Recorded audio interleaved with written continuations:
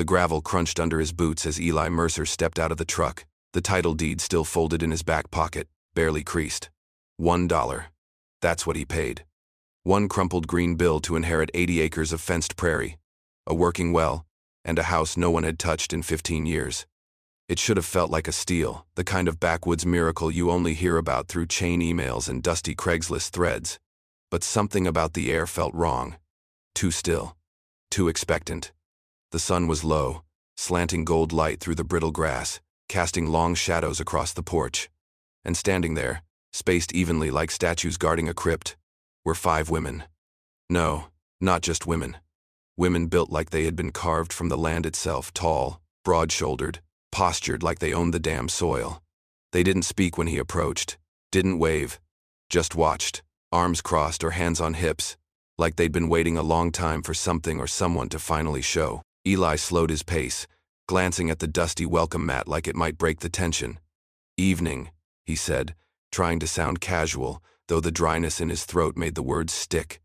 The tallest one, raven-haired with sharp cheekbones and eyes like polished obsidian, stepped forward. She was barefoot, toes curled over the edge of the porch plank. "You're Eli Mercer," she said. Not a question, a confirmation. Her voice was steady, smooth, and it had the strange cadence of someone who wasn't used to speaking often, but meant every word when she did. Eli nodded. "That's right. And you are?" Her eyes flicked back to the other 4 women before returning to him. "We're the Steele sisters. And this," she gestured behind her with a tilt of her chin, "is our home." Eli pulled the deed from his pocket slowly, unfolded it like a peace offering. It's mine now. Legal transfer. Signed and sealed."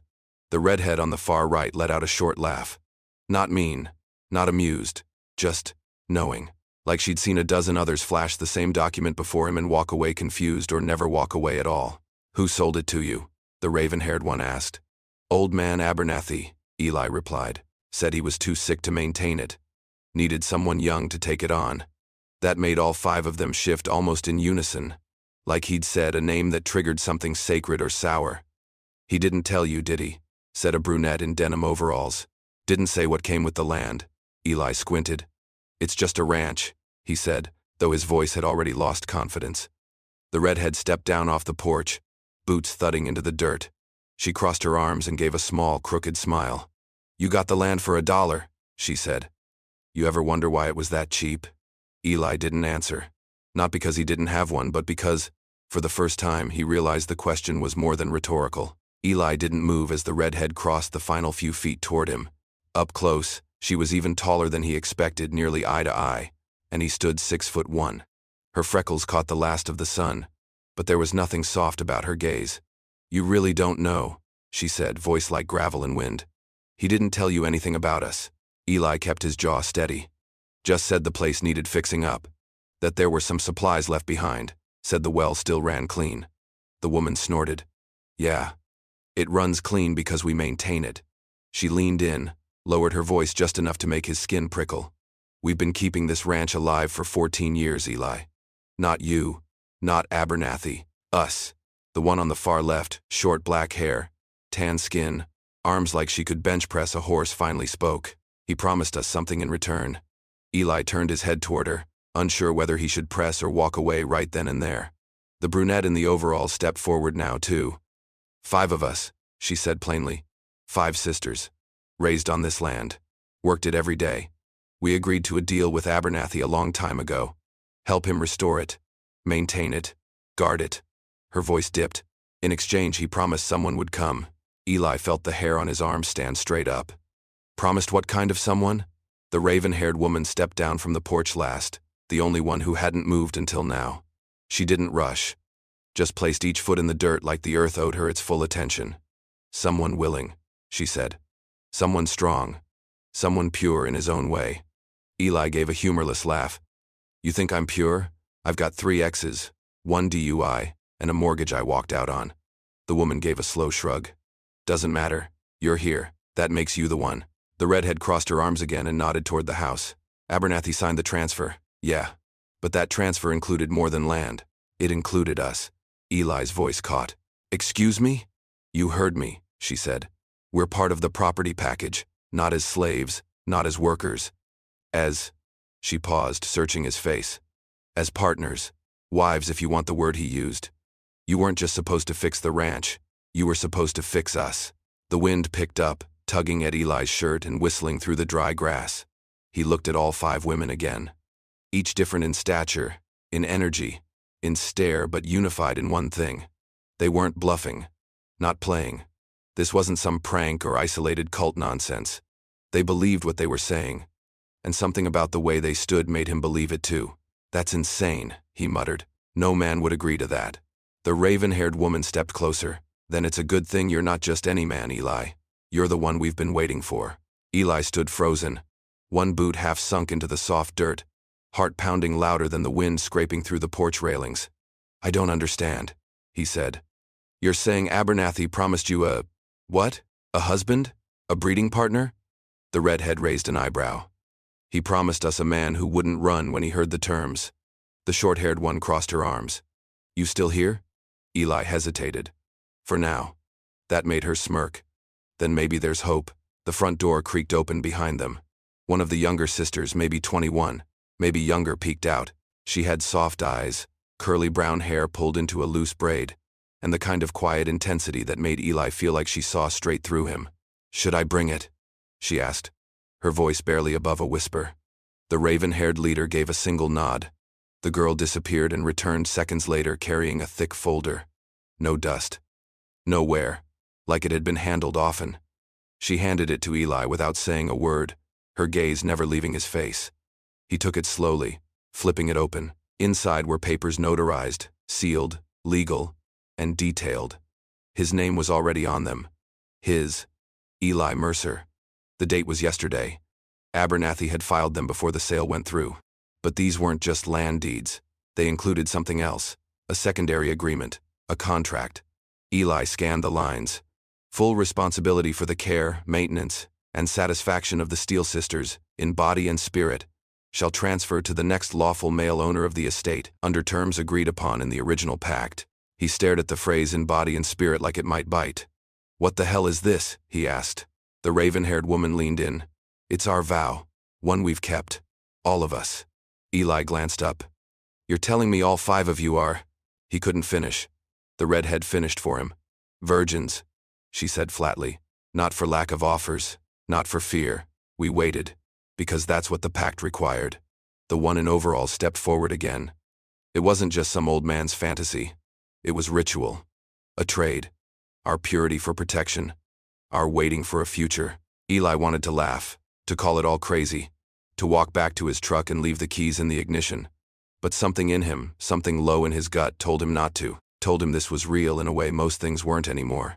You expect me to just sign this? To go along with it like it's normal? The curly-haired sister spoke for the first time since handing over the folder. We don't expect anything, she said softly. We just hope you will. And that was the first moment Eli realized.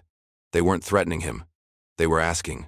Eli didn't move for a long moment, just stood there holding the folder, the edge of one legal page fluttering in the breeze like a flag for some strange war he didn't know he was fighting in. The sisters gave him space now, the kind of space that wasn't meant to let him leave, but to let the weight of choice settle. He could feel it pressing down on his chest like a 100-pound question. What the hell have I walked into?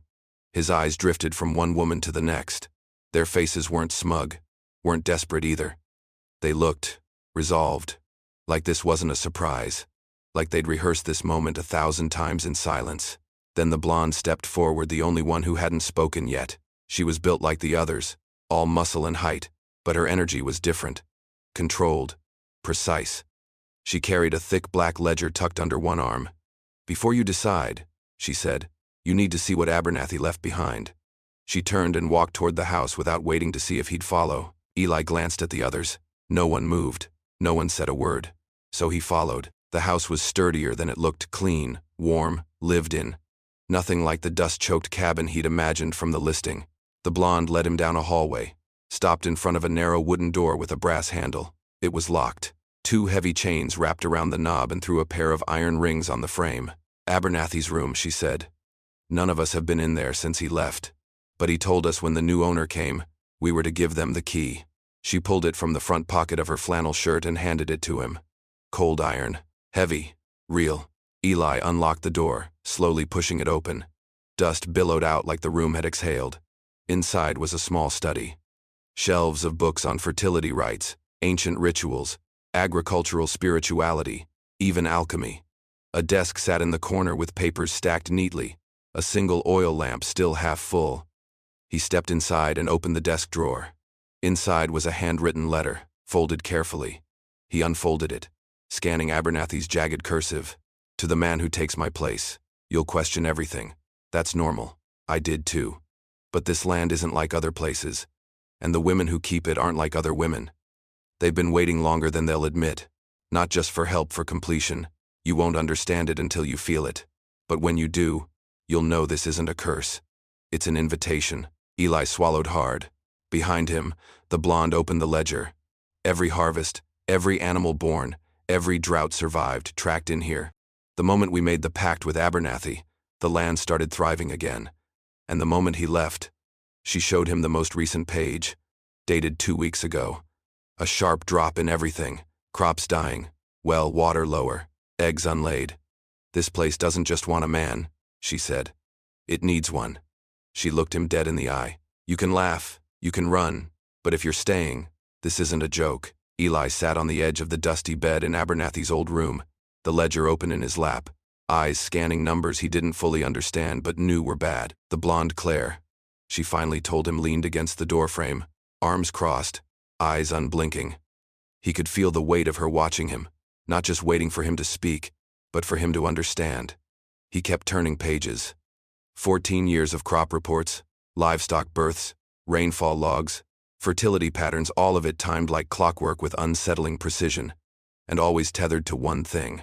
The pact. Eli finally closed the book and looked up. So let me get this straight. You're saying the land itself responds to whether or not you're… what? Claimed? Claire's jaw tightened. That's the wrong word, but sure. Claimed, fulfilled, chosen.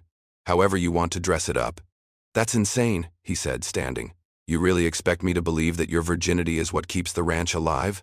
Claire stepped forward. No, not virginity. Intention. Her voice didn't rise, but her presence did, like a storm gathering just beyond the edge of his understanding. Do you think we stayed pure because we're innocent? Because we were waiting for Prince Charming? She scoffed. We stayed pure because the land demanded it.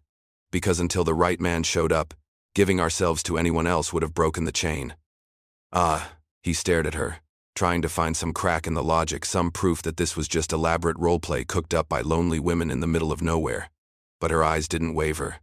And neither did the numbers in the ledger. So what happens if I, go along with this? Eli asked. You become part of it, Claire said. Of us. Of the land. And everything we've built keeps thriving. And if I don't? She gave a humorless smile. Then the drought continues. The crops die. The animals stop breeding. And eventually, the ranch swallows itself whole.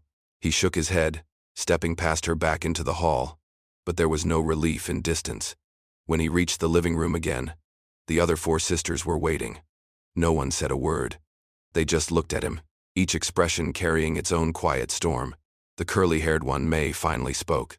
We know how it sounds. We didn't believe it either. Not at first, but it's real. Eli turned toward her. Why you? Why this family? Why stay here this long? May glanced toward her sisters, then back at him. Because it's in our blood. Because we don't run. And because if we gave ourselves away to anyone else, it would have meant nothing. But now, she stepped forward, hand brushing his chest.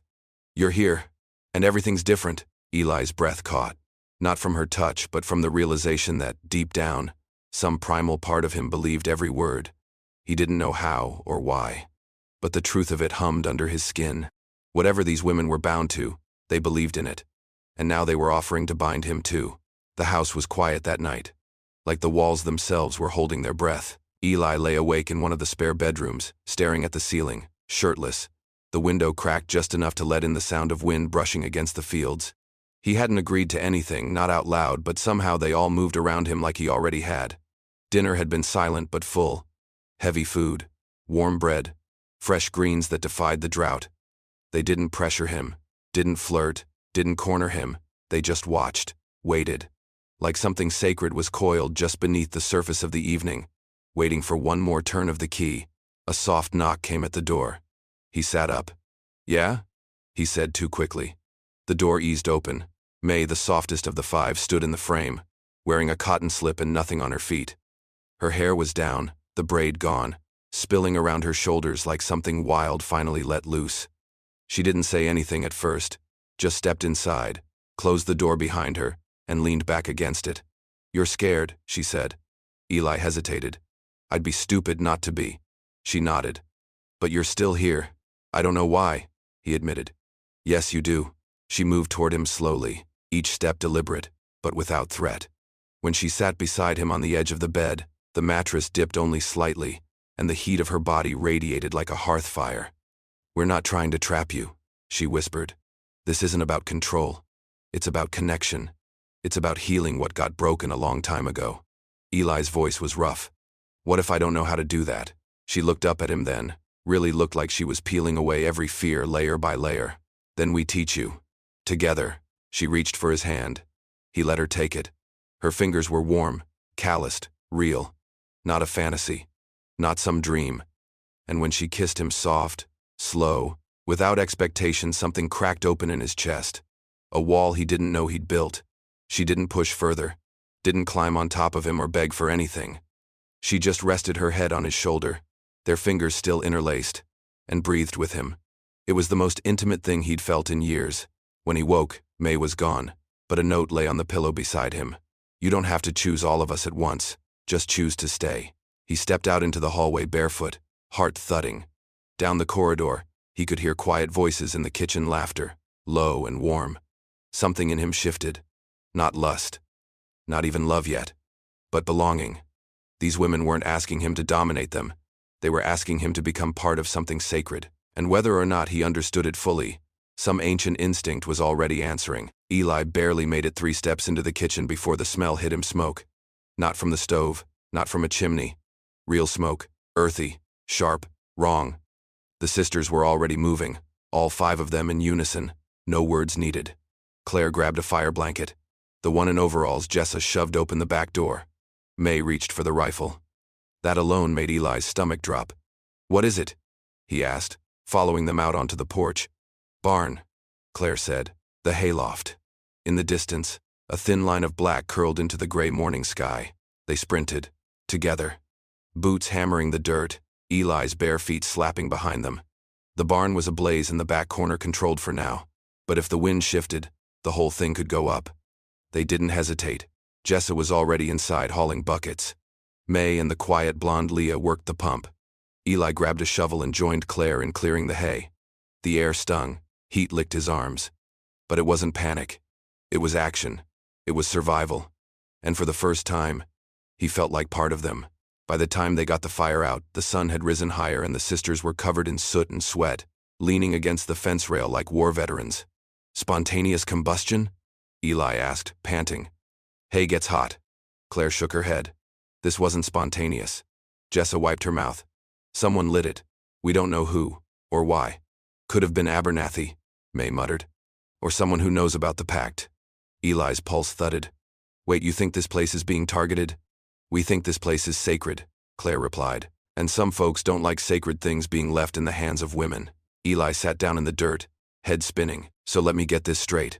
The land dies if I leave. The crops collapse. The animals stop breeding. But if I stay, I'm also risking arson, threats, who knows what else." May crouched beside him, her eyes soft. "You are always going to face threats out here. This is the frontier. The wild doesn't care if you believe in it or not. But this isn't just the wild," Eli said. "This is something older." Claire stepped forward, wiping soot from her brow. "Yes, and now you're part of it. Whether you sign the contract or not, you're tied to this place. You felt it. In the bed, in the fire. You know it's true." Eli didn't answer. He didn't need to.